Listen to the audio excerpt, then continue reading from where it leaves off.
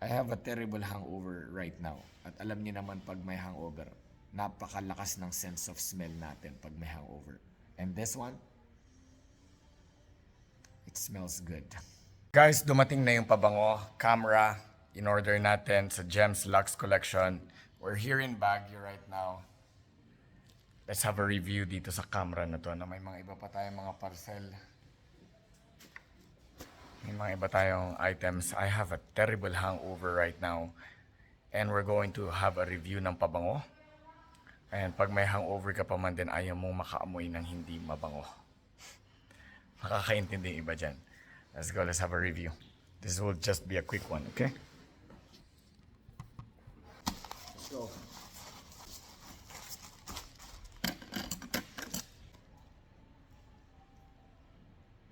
Yung Cobra na in-order natin, galing din sa kanila eh.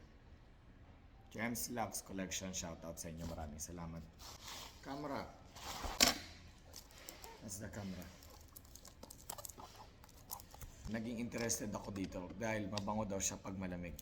Guys, baka meron din kayo masuggest mabango pang malamig na setup.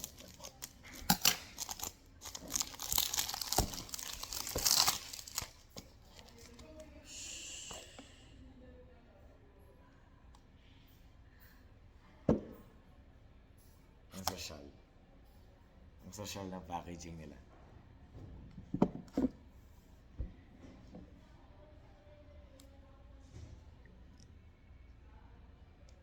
There.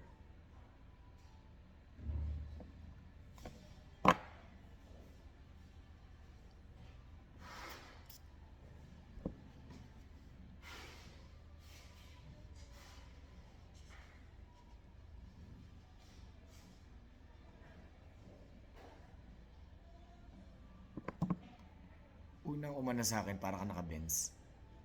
This is not a paid review. This is just bagay nga to pag malamig lang. Pag mainit, tanghaling tapat nasa EDSA ka. Tapos ganito pa bango mo, hindi maganda to, men. Kaya pag nasa monumento ka, nasa Muñoz ka, tanghaling tapat, pinagpapawisan ka. Maganda to. Here in Baguio, it's full of pine trees. This is perfect. I love it. You know, with the cold weather, naka-jacket ka. Yeah.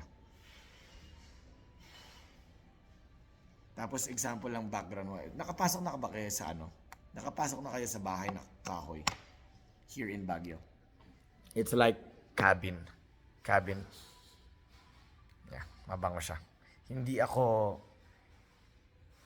vlogger na mga pabango. I don't know the cinnamon and kung ano man yung mga. Pero ito lang yan. Masasuggest ko ba siya pag nasa malamig? Yes. Nakapasok na ka ba kayo sa isang bahay katulad dito sa Baguio, tapos it's made out of wood, parang mga cabin style. Tapos you can smell that wood. Pagpasok mo yung aura, tapos yun yung amoy niya. Pang Baguio talaga siya. Parang wala atang kwenta itong review ko na ito. Pero that's my honest one. Perfect siya dito sa Baguio. I love it. Will I use it? Yes. Will I recommend it? Yes. Kung nandito kayo sa malamig.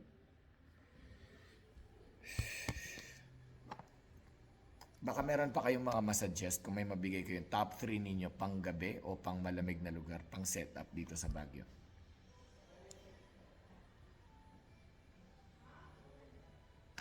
Para siyang ano eh. Yung iba siguro hindi magugustuhan to kasi para siyang, alam mo yung parang pabango ng tito mo. Pero may pitik eh. May, kumbaga pag pagkain may aftertaste. Dito may pitik. Hindi siya boring. Hindi, pang malamig.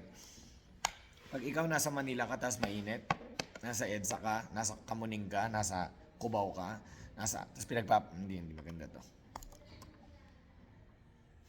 I have a terrible hangover right now. At alam niyo naman pag may hangover, napakalakas ng sense of smell natin pag may hangover. And this one,